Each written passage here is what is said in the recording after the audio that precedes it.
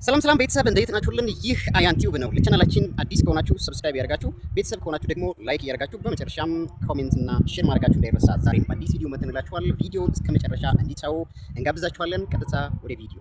ወረባቡዋ ወይዛዝርት ናት እንግዲህ የዛሬ ባለታሪካችን። የማዳም ቅመሞች ስለሆኑ ከዚች እህታችን ታሪክ እናንተ ምን ትማራላችሁ? ወይም ፍቅረኛ ነው ያዘችው፣ ከዛ በኋላ ወደ ሳውዲ ሄደች ማለት ነው። ከዛ በኋላ ሳውዲ እንግዲህ በስደት በህፃንነቷ በልጅነቷ ሄዳ ልጅነቷን ሙሉ ነገሯን ወጣትነቷን እንግዲህ በሰው ቤት እየሰራች አሳልፋ የገጠማትን ታሪክ ነው ይዛንላችሁ የመጣ ነው። የመን እስከ ጄዛን ድንበር በጀልባ ነው የምንሄደው። በጀልባ ማለት ላይ የተወሰነ እግረ መንገድ ምናምን ይኖረዋል።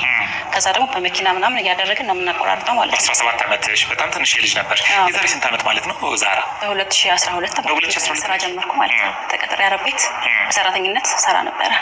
ከዛ ያው ብዙም አልሰራም ነበረ፣ የተቆራረጠ ነበረ። ስለዚህ ያው ትዳር ነበረኝ፣ መስርቼ ነበረ።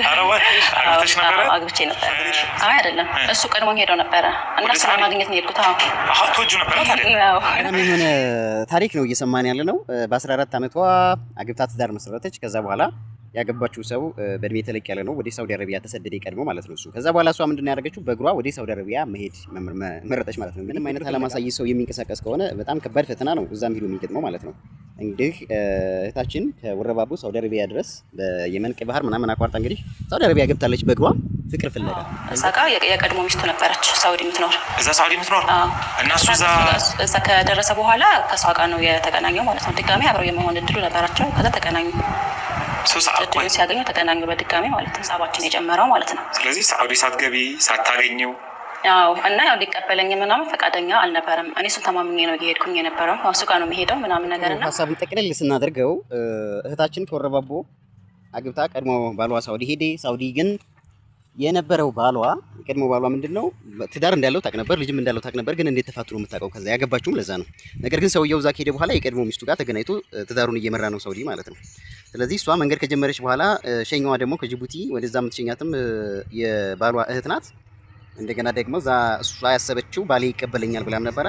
ነገር ግን ሳውዲ ሳትገባ ምን ጠብ ጀመሩ ማለት ነው። የምን ዓለም ስትንቀሳቀሱ መጀመሪያ ህይወታችሁ የተረጋጋ ነው ወይ? የተረጋጋ ነው ወይ ሲባል ለምሳሌ አግብታችሁ የምትሄዱ ከሆነ በትክክል የምታምኑት ሰው ከቤተሰብ ጋር አካባቢ ያለ ሰው እንደዚሁም ደግሞ ዋስትና ያለው ሰው በቀላሉ ማለት ነው ወልዳችሁ ከሆነ ልጃችሁን በትክክል የሚያሳድግላችሁ መሆኑን በሌላም የህይወት ዘርፍ ቢሆን ከፍተኛ ጥንቃቄ አድርጋችሁ ሂዶ መስራት። ከዛ ውጭ ግን ዝም ብሎ ተሰዶ አብዛኛው አሁን እኛም በቅርብ የምናውቃቸው ብዙ እህቶች ሳውዲ ወይም እዛ አረብ ሀገር ሄዳሉ ብቻ። ከዛ በኋላ ወይ አግብቻሻለሁ ብሎ ወይ ደግሞ አገባሻለሁ ብሎ እዚህ ኢትዮጵያ ውስጥ ተቀምጦ እሱ የተለያዩ የማጭበርበር ስልቶችን እየሰራ ገንዘቡን የሚያገል እነዛ እህቶች ደግሞ ከመጡ በኋላ ምንም ነገር የሚያገኙበት አድራሻ ተቀይሮ ምናምን የሚገኝበት እጅግ በጣም በርካታ አጋጣሚዎችና ታሪኮችን እናውቃለን። ስለዚህ ከዚህ ስቶሪ ቀንጨብ አድርገን ያመጣ ነው ለምንድን ነው ከፍተኛ ጥንቃቄ ተደርጎ የህይወት ቀልድ የለም። በተለይ በሴት ልጅ ህይወት የሚቀልዱ እጅግ በጣም በርካታ ወንዶች እንዳሉ እናውቃለን። ኢትዮጵያ ቤት ሰርተንላችኋል፣ መሬት ገዝተንላችኋል ወይም እንገዛላችኋለን እያሉ ብር ካስራኩ በኋላ እነሱ እዛ በጣም መከራይተው የሚሰሩትንና የሚያገኙትን ገንዘብ ኢትዮጵያ ውስጥ ተቀምጠው ግን እጅግ በጣም በበርካታ ሱሶች ተጠምደው ወይም ደግሞ ገንዘቡን ለግላቸው እነሱ ከሚያውቁት አድራሻ ቀይረው ሌላ ቦታ ሌላ ስራ የሚሰሩ እጅግ በጣም በርካታ ደላሎችና እንደዚህ አይነት ሰዎች እንዳሉ ይታወቃልና የምትለፉለትን ገንዘብ በአግባቡ ተጠቀሙበት ማለት እንፈልጋለን። ለማንኛውም ወገን 3 ዓመት ሙሉ ዘጋሁት። ከ3 ዓመት በኋላ ተገናኛችሁ? ከ3 ዓመት በኋላ እንዴት ተገናኘን? ከአረብ ቤት ስራ አቁሜ የራሴን ቢዝነስ ከፈትኩ ማለት ነው። ፌሻል ማለት በቃ ሁሉ ነገር ቁጥሬ ምናምን ፐብሊክ ላይ ወጣሁን። የግድ እኔ መውጣት ነበረብኝ። ስራ ያደራርጉ አሉ ማለት ነው፣ ፎሎ የሚያደራርጉ እዛ ገብቼ ፎሎ ሳደርግ ከዛ እዛ ጋር ፎሎ ተደራርገናል ማለት ነው።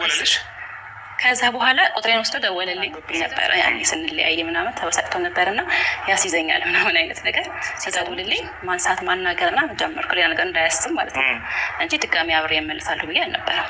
ያሰብኩት ሰው ነበረ። ያው በባህሪው ነው የገባሁት ማለት ነው። እንደ ማንኛውም ወደ ኒካችሁ መጣችሁ? ከዛ እንደዛ እያለን ምናምን ማውራት ጀመርን ምናምን ስላሳለፈው ጊዜ ሁላ ነገረኝ። ተቀበልኩትና አሻልኩት። ኒካህ አባቴን አዋራሁት። ኒካህ አደረገን፣ አብረን መኖር ጀመርን ማለት ነው። በኋላ ምክንያት ይፈልግ ነበር ያንን ጊዜ ለማንሳት እና እኔ ያለፈውን ጊዜ ያቺ 3 ዓመቷን የራቁትን ጊዜ እና በቃ ውስጡ በጣም ነበር እንትን ያለው በመሀል እያነሳ እንትን ማለት ይሞክራል ማለት ነው። ከዛ በቃ በጣም ታመምኩኝ። ስቃይ በቃ እኔ እንጃ እንዲህ ነው ብዬ በቃል መግለጽ ሁላ አልችልም። ሊሆን ይችላል ብዬ አሰብኩኝ። አሁን ላይ ያው ታሪኩን ስመጣበት ወደኋላ ጠቅላላ አድርጌ በአንድ እንትላለሁ። ከዛ ኦልሬዲ ፌል አድርጓል እና ከ2 ቀን 3 ቀን ጠብቄ በራሱ ሰዓት ይወርዳል አልችልም ምናምን አለኝ። ነው አልኩት በፍጹም ማለት ሪሴፕሽን እየተጨቃጨቅን ነበር ማለት ነው። ከዛ ሄድን ማለት ነው ወጥቶ ቤቴን አሟሙቄ አጫጭሼ ለባብሼ ተቀባብቼ ምናምን ካገኘኝ ማለት ነው ሌላ ነገር ነው የሚያስበው። ምናምን ስለው አይ በቃ አሁን ስራ የለኝም።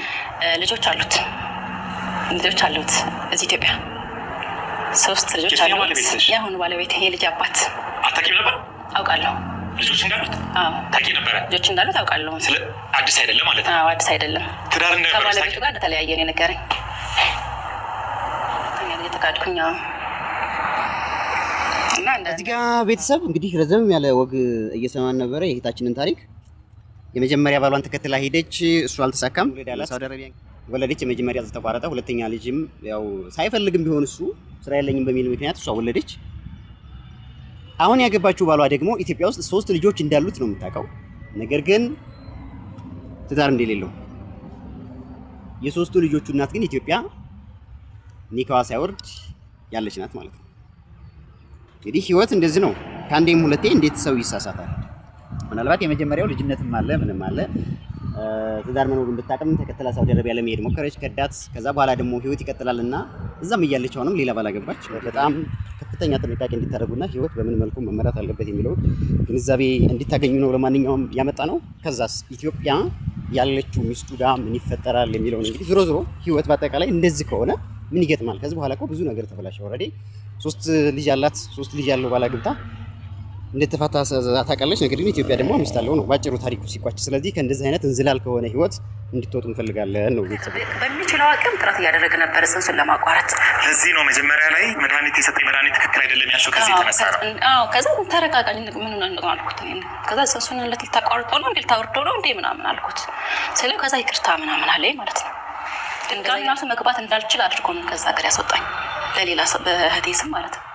አሻራ ገብቻለሁ፣ የአይን አሻራ ገብቻለሁ። ኢትዮጵያ መምጣቴ በቃ ቁርጥ ሆነ። ምንም አይነት ማስተባበያ ምንም አይነት አይፈልግም። በቃ ወስኗል፣ መግባት አለብኝ ወደ ሀገር። ኮንቲነር አለ የሆነ ስንት ኪሎ የሚይዝ መሰለክ አላውቅም ስንት ኪሎ እንደሚይዝ ኮንቲነር። ብዙ ጊዜ ከሳኡዲ ከተለያየ አረብ ሀገር ካርጎ እቃ የሚገባበት ነው።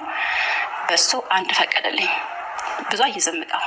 ከዛ በሱ አንድ ብቻ ቃለኝ። ከዛ እንዴት አልኩት፣ ሌላውስ አልኩት። አትሊስት እቃ ባልገዛ እንኳ ያለኝን እቃ እንኳን ሊያዝ አልኩት። እና ካርጎ ክፈልልኝ ነው። የካርጎ የለም የካርጎ እዛ ደግሞ ቀረጥ አለ። አሁን ብር የለኝም፣ በቃ ብር የለኝም ነው የሚለው። እሱ ግን በግፍ ነው እቃ የሚሰበሰበው ማለት ነው። ኦንላይን ሳየው ጻፍኩለት።